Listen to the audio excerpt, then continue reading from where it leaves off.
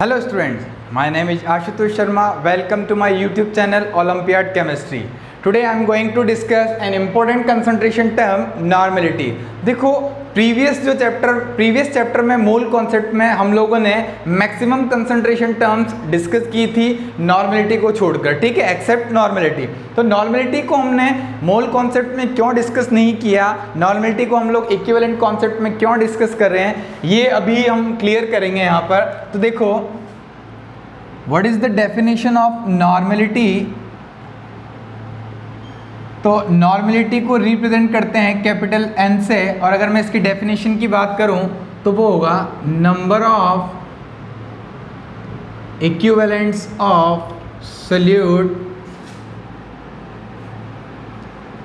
Present in 1 litre of solution at fix temperature. ये जो concentration term थी ये वॉल्यूम रिलेटेड कंसंट्रेशन टर्म थी, और यहाँ पर ये जो है वो टेम्परेचर डिपेंडेंट होगी, ठीक है। जो वॉल्यूम रिलेटेड कंसंट्रेशन टर्म होती हैं वो टेम्परेचर डिपेंडेंट होती हैं। अगर मैं इसके फॉर्मूला की बात करूँ तो नॉर्मेलिटी इज इक्वल टू क्या होगा, normality is equal to number of equivalents of solute upon volume of solution in litre. यहाँ पर वॉल्यूम ऑफ सोल्यूशन क्या है, लीटर में। इसको शॉर्ट फॉर्म में अगर मैं लिखूँ तो n is equal to E upon V। यहाँ पर V किस में है, लीटर में। तो यहाँ पर number of equivalent of solute is equal to क्या हो जाएगा, n इंटू V। तो यहाँ पर मैं n इंटू V को क्या बोल सकता हूँ, इक्विवेलेंट के equal.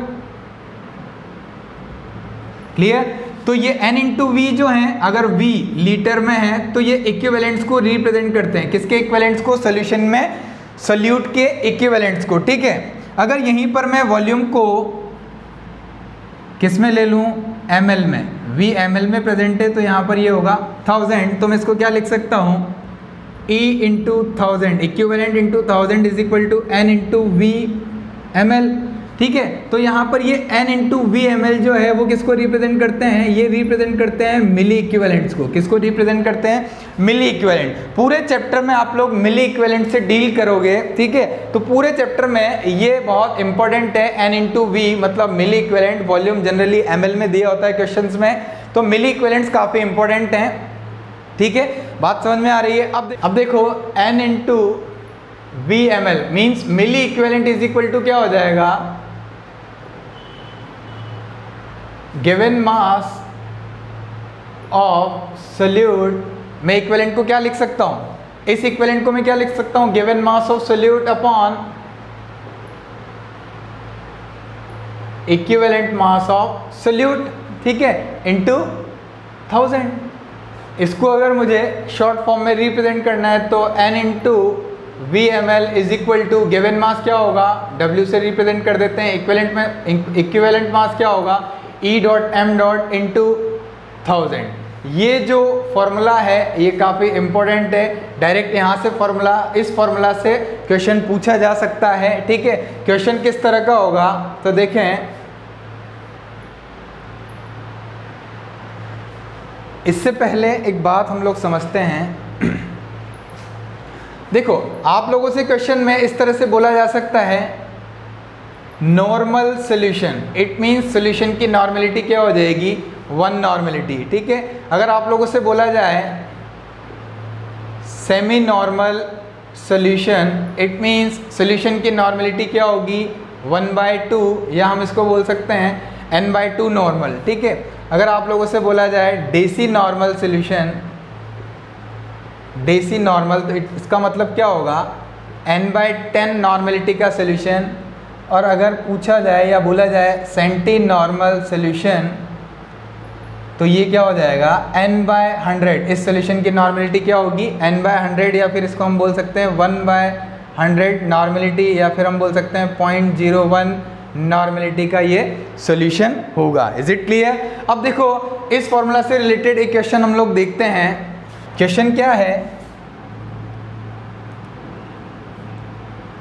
Calculate amount of oxalic acid to prepare 250 ml of n/10 normality solution. इतनी नॉर्मेलिटी का n/10 नॉर्मेलिटी का 250 ml का सॉल्यूशन आपको प्रिपेयर करना है। उसमें सोल्यूट कौन है? Oxalic acid. यहाँ पर ऑक्जेलिक एसिड का मोलर मास आपको क्वेश्चन में गिवन है। Molar mass of oxalic acid 126 ग्राम पर मोल। इसका जो फॉर्मूला है वो क्या होता है? COOH whole twice dot 2H2O। ठीक है, इस फॉर्मूला इस क्वेश्चन को अगर आप लोगों को सॉल्व करना है तो हम क्या करेंगे? देखो इधर मिली इक्विवेलेंट आप लोगों को गिवन है N × V ml में, तो मैं एक फॉर्मूला यूज कर सकता हूँ W upon equivalent mass into 1000। अब देखो आप लोगों को इक्विवेलेंट मास पहले कैलकुलेट करना पड़ेगा। फाइनली आपको क्या कैलकुलेट करना है? Weight of solute, mass of oxalic acid. ठीक है, उससे पहले आपको कैलकुलेट करना है equivalent mass of oxalic acid. What is equivalent mass of oxalic acid? तो इसका इक्विवेलेंट मास क्या हो जाएगा? किसी भी कंपाउंड के लिए उसका जो इक्विवेलेंट मास होगा वो क्या हो जाएगा? Molar mass upon valency factor. ये मैं आप लोगों को पहले बता चुका हूँ। ठीक है, प्रीवियस क्लासेस में बता चुका हूँ इक्विवेलेंट मास कैसे कैलकुलेट करना है। तो equivalent mass of oxalic acid is equal to molar mass of oxalic acid upon valency factor. Molar mass आपको कितना गिवन है? 126 अपॉन, अब देखो ये एसिड है, ठीक है, ऑक्जेलिक एसिड। इसमें number of number of replaceable H+ ion कितने हैं? 2। तो वही क्या होगा इसके केस में? Valency factor. तो यहाँ पर इक्विवेलेंट वेट कितना आएगा? 63। अब मैं वैल्यू पुट कर देता हूँ। कितनी नॉर्मेलिटी का सोल्यूशन है? n/10 मतलब 0.1। वॉल्यूम कितना दिया हुआ है? 250 इज इक्वल टू वेट आपको कैलकुलेट करना है। इक्विवेलेंट वेट कितना दिया हुआ है? कितना कैलकुलेट किया आप लोगों ने? 63 × 1000। तो ये W इज इक्वल टू क्या हो जाएगा? 1575 अपॉन 1000। ये आ जाएगा 1.575 इसका मास ग्राम में। Is it clear? तो यहाँ पर इतना ऑक्जेलिक एसिड रिक्वायर्ड होगा n/10 नॉर्मेलिटी का 250 ml सोल्यूशन प्रिपेयर करने के लिए। Is it clear? देखो उसी फॉर्मूला से रिलेटेड एक और क्वेश्चन हम लोग देखते हैं। If 25 ml of H2SO4 solution reacts completely with 1.06 gram of pure Na2CO3 sodium carbonate, then what is the normality of this acid solution? कौन सा एसिड सोल्यूशन है? H2SO4 का जो सोल्यूशन है वो एसिडिक सोल्यूशन आपको दिया हुआ है 25 ml। इसकी नॉर्मेलिटी आप लोगों को फाइंड आउट करनी है। ठीक है, ये किससे रिएक्ट कर रहा है? कंप्लीटली Na2CO3 से। इट मीन्स में यहाँ पर देखो लॉ ऑफ इक्विवेलेंस क्या बोलता है? कहीं भी रिएक्शन हो तो हम क्या बोल सकते हैं? मिली इक्विवेलेंट, या फिर आप लोगों ने देखा होगा, मैंने आप लोगों को लॉ ऑफ इक्विवेलेंस में बताया था, number of equivalents of H2SO4। जब भी रिएक्शन होगी तो क्या होगा? Number of equivalents of H2SO4 is equal to number of equivalent of Na2CO3। यहाँ पर रिएक्शन किसके बीच में है? H2SO4 और Na2CO3। वहाँ पर मैंने बताया था A + B react with B and give C + D। तो मैंने आप लोगों को बोला था number of equivalent of A is equal to number of equivalent of B, और प्रोडक्ट में मैंने आपको क्या बताया था? नंबर ऑफ इक्विवेलेंट भी C के जो हैं वो D के इक्वल होंगे। तो ओवरऑल क्या होता है? 1 इक्विवेलेंट ऑफ ईच रिएक्टेंट। ठीक है,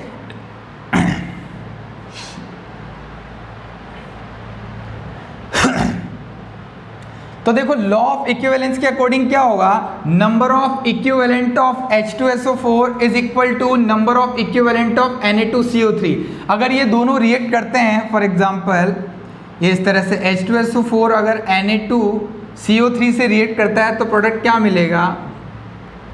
Na2SO4 H2O + CO2। ठीक है, तो यहाँ पर मैं ऐसा बोल सकता हूँ इसका 1 इक्विवेलेंट इसके 1 इक्विवेलेंट से रिएक्ट करेगा। ऐसा कौन बोलता है? Law of equivalence. तो लॉ ऑफ इक्विवेलेंस के अकॉर्डिंग इसका 1 इक्विवेलेंट इसके 1 इक्विवेलेंट से रिएक्ट करेगा। तो मैं ऐसा बोल सकता हूँ number of equivalent of H2SO4 is equal to number of equivalent of Na2CO3। यही तो मैंने बोला है। ठीक है, तो दोनों के इक्विवेलेंट इक्वल कर दो। अब आपको पता है एसिड के केस में क्या दिया हुआ है?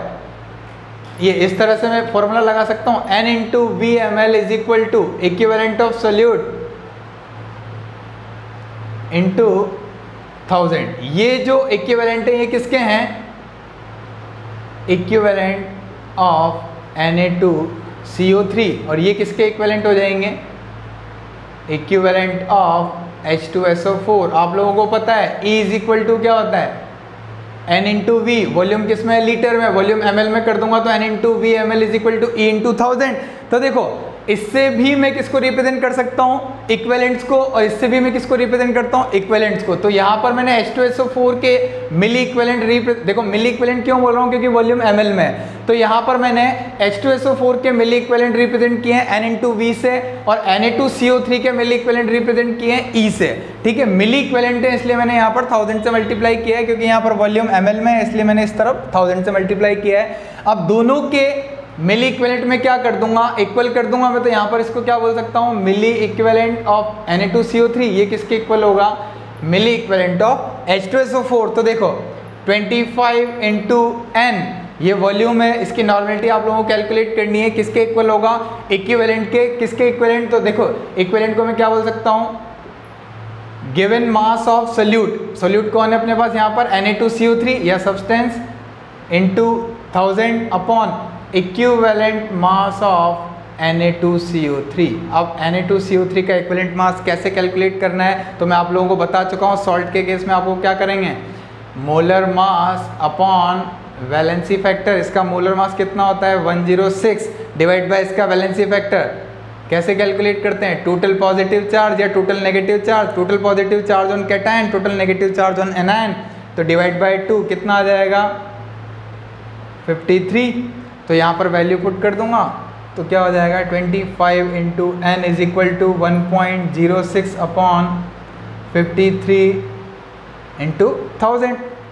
ठीक है, तो यहाँ पर ये 40 हो जाएगा, तो N इज इक्वल टू क्या आ जाएगा, अप्रोक्सीमेट ये आ जाएगा 0.8 नॉर्मेलिटी का सोल्यूशन। Is it clear. देखो इससे कैंसिल आउट करेंगे तो ये कितना आ जाएगा 2, यहाँ पॉइंट हटाएंगे तो यहाँ पर 100, तो ये 8/10 यहाँ पर होगा, कैलकुलेट करेंगे तो कितना आ जाएगा नॉर्मेलिटी 0.8। तो ये इस क्वेश्चन का आंसर क्या होगा, 0.8 नॉर्मेलिटी का सोल्यूशन। हमें क्या करना है, सिंपल H2SO4 Na2CO3 से रिएक्ट कर रहा है, इट मीन्स दोनों के मिली इक्विवेलेंट इक्वल कर दो। सबसे अच्छा कॉन्सेप्ट है इक्विवेलेंट कॉन्सेप्ट में, आपको कोई दिमाग नहीं लगाना है, सिर्फ क्या करना है, जहां पर भी रिएक्शन है वहां पर इक्विवेलेंट को इक्वल कर दो। इजीली क्या कैलकुलेट हो जाएगा, नॉर्मेलिटी पूछेगा तो वो कैलकुलेट हो जाएगी, वॉल्यूम पूछेगा तो वॉल्यूम कैलकुलेट हो जाएगा, मास पूछेगा तो मास कैलकुलेट हो जाएगा। Is it clear. ये 3 ही वेरिएबल है क्योंकि इक्विवेलेंट मास तो बिल्कुल फिक्स होगा। ठीक है, यहाँ पर क्या है, या तो वेरिएबल W होगा या नॉर्मेलिटी या वॉल्यूम। Is it clear.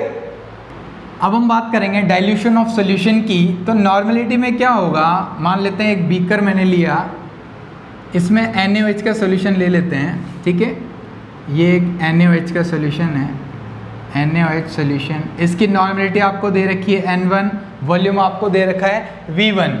मान लेते हैं मैंने 20 ml वाटर इसमें ऐड किया। अब ये सॉल्यूशन कैसा हो जाएगा, डाइल्यूट। डाइल्यूट का मतलब क्या है, एडिशन ऑफ वाटर। मैंने आप लोगों को मोलरिटी के केस में भी एक्सप्लेन किया था, डाइल्यूशन मतलब किसी भी सॉल्यूशन में वाटर को ऐड करना। जैसे ही आप लोग वाटर ऐड करेंगे इसकी कंसंट्रेशन टर्म चेंज हो जाएगी। कंसंट्रेशन टर्म चेंज होने का मतलब ये जो कंसंट्रेशन है वो चेंज हो जाएगी। कैसे, पहले इसकी कंसंट्रेशन N1 थी, तो हुआ क्या, ये जो नॉर्मेलिटी है वॉल्यूम पर डिपेंड करती है। जैसे ही वाटर आप लोग ऐड करेंगे इसका वॉल्यूम चेंज हो जाएगा। मान लेते हैं अब वॉल्यूम कितना है V2। अब जैसे वॉल्यूम चेंज हुआ तो नॉर्मेलिटी वॉल्यूम डिपेंडेंट है, तो इसकी नॉर्मेलिटी भी क्या हो जाएगी, चेंज हो जाएगी। मान लेते हैं नॉर्मेलिटी कितनी है N2। तो देखो बिफोर डाइल्यूशन अगर मैं बात करूं, बिफोर डाइल्यूशन तो मिली इक्विवेलेंट कितना था N1 इंटू V1, या फिर आप लोग ऐसा बोल सकते हैं बिफोर डाइल्यूशन नॉर्मेलिटी कितनी थी N1, वॉल्यूम कितना था V1, नंबर ऑफ इक्विवेलेंट कितने थे E। ठीक है, अब अगर मैं आफ्टर डाइल्यूशन बात करूं तो आफ्टर डाइल्यूशन वॉल्यूम चेंज हुआ, वॉल्यूम कितना हुआ V2। ठीक है, वॉल्यूम चेंज हुआ तो नॉर्मेलिटी चेंज हुई, अब नॉर्मेलिटी कितनी हो गई N2। लेकिन अब भी नंबर ऑफ इक्विवेलेंट कितने हैं E।